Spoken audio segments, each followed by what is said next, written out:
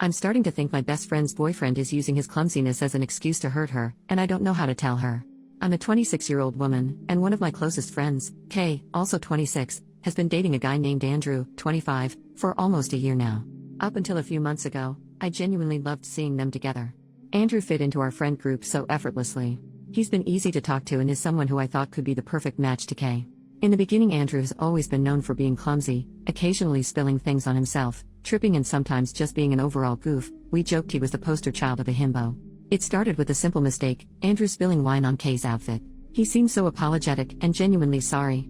Then a couple days later at a potluck, Andrew bumps into Kay while she was bringing out a salad bowl, causing it to fall on her foot and giving her a pretty nasty bruise. Again he was apologetic, but this time just rubbed me the wrong way. It seemed awkward the way he had bumped into her.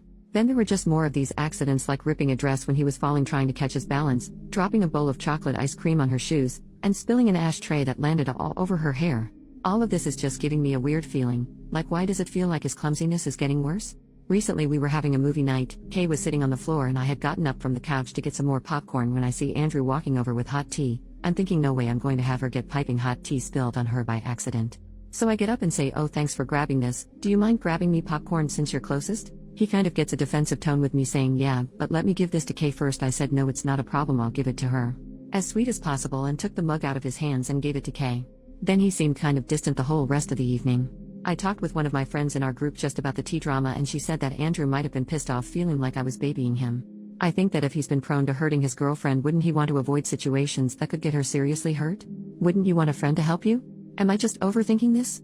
I want to talk to Kay about my concerns soon because I'm really scared for her. I just want to be wise in how I speak to her because I don't want her to take anything I say the wrong way. Any advice would be so helpful.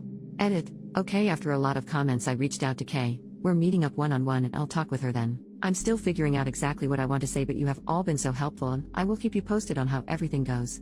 Update. The next day. Hi all. This evening I got a text from Andrew. It seems my friend, who I'll be referring to as Sarah, had told him about the tea situation. He texted, "Hey, just wanted to reach out and let you know that I wasn't pissed with you." I played it cool and just replied, "Hey, no problem man, just wanted to make sure all was good with you." He messaged me back that lol. Yeah, why wouldn't I be? I left it alone after that. I reached out to Sarah and asked how the story was relayed to him, and she explained that it sort of came up in conversation. She had told him that I hadn't meant to baby him and hoped I didn't make him pissed by taking away the teacup. Sarah is a fixer and I think she just wanted any conflict between us to be resolved. While I know she was coming from a good place, I am a bit frustrated to have my words twisted into what she believes happened. I messaged Kay and we are still hanging out either early Monday or Tuesday. She seemed to be fine with me. We had a quick call, but she seemed less talkative, which has me nervous. I really hope I didn't screw everything up. After a lot of comments, I've decided I'm going to be careful with my wording. A lot of you have pointed out Andrew could have a medical condition. While I'm a bit skeptical, I will keep this in mind. Hopefully my concerns can be addressed in a way that flows with our conversation. Thank you all for your feedback, even if some was harsh, and to all who have shared DD stories, I'm so sorry you had ever received any mistreatment. You deserve happiness and safety. I'll be posting an update as soon as we have our talk or anything changes. Edit. For clarification, he's only being clumsy with her. In fact, I'd say it's become more focused on her. Sorry, should have been more clear in my writing. Andrew's clumsiness, while apparent, was always self-inflicted, like a small spill or mostly tripping a bit over his feet. It's been only recently with his behavior it's become more pointed towards Kay. Like he's rarely been him being the injured or spilled on party, it's now been only Kay. Relevant comment. Does he do it when she's particularly proud of or happy in an outfit? OP, the dress he ripped was one of her favorites, and she had to go home early because it ripped in the cleavage area and she was more so embarrassed. The ashtray being dumped on her hair was when she was wearing her hair natural, curly, when she mostly straightens it. But she'll have her hair natural randomly and nothing happens.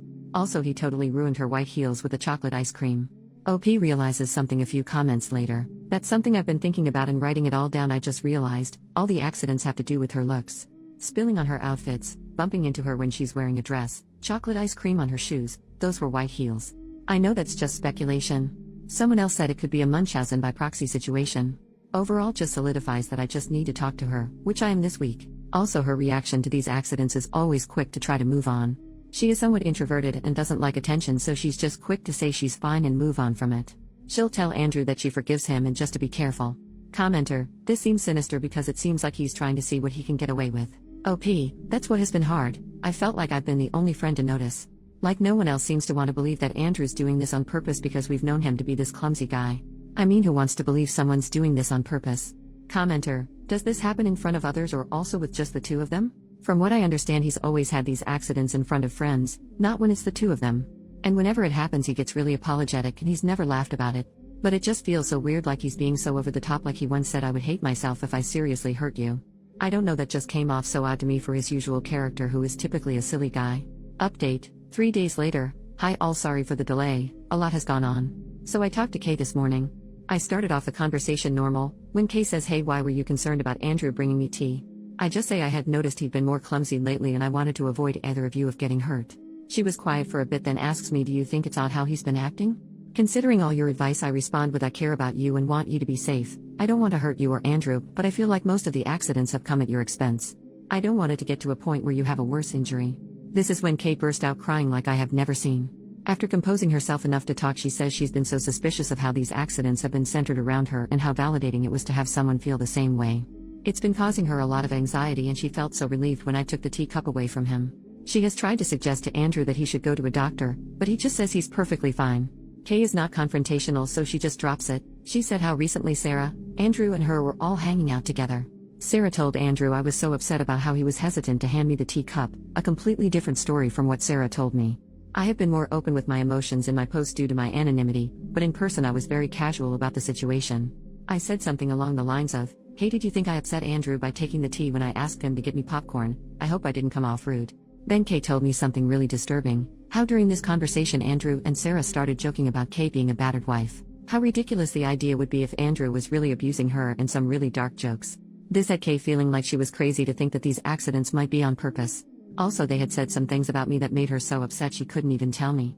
Kay said she's felt trapped, living with him, and how he's intertwined in our group. She felt like she needed to wait to have proof he was faking it to make it worth a bunch of drama. I feel horrible that she's felt so alone in this. I was pretty blunt and just asked, "Do you still love him?" She responded, "I don't. I think I don't even like him anymore." So we talked about the best way for Kay to leave Andrew, being as safe as possible. Kay called in sick to work and we went over to her house and talked with our friend Leah, her roommate. Andrew was out at work, so we quickly moved all their things into Leah's room. She has a key to her door. Anything that was super sentimental to either of them we packed in my car. Kay is going to stay at my house and Leah wanted to stay with a family member who lives not too far away. Kay has written a letter to Andrew ending things. She is going full no contact. She set a date that she expects him to leave. He moved in with them so he doesn't have his name on the lease. Our friends Mike and Corey will be staying at the house.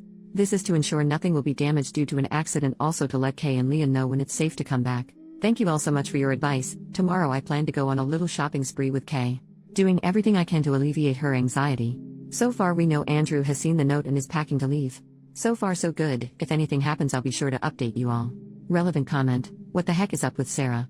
OP, this is what is so odd to me. I said Sarah was a fixer because she has always been the mom friend wanting everyone to be safe and happy.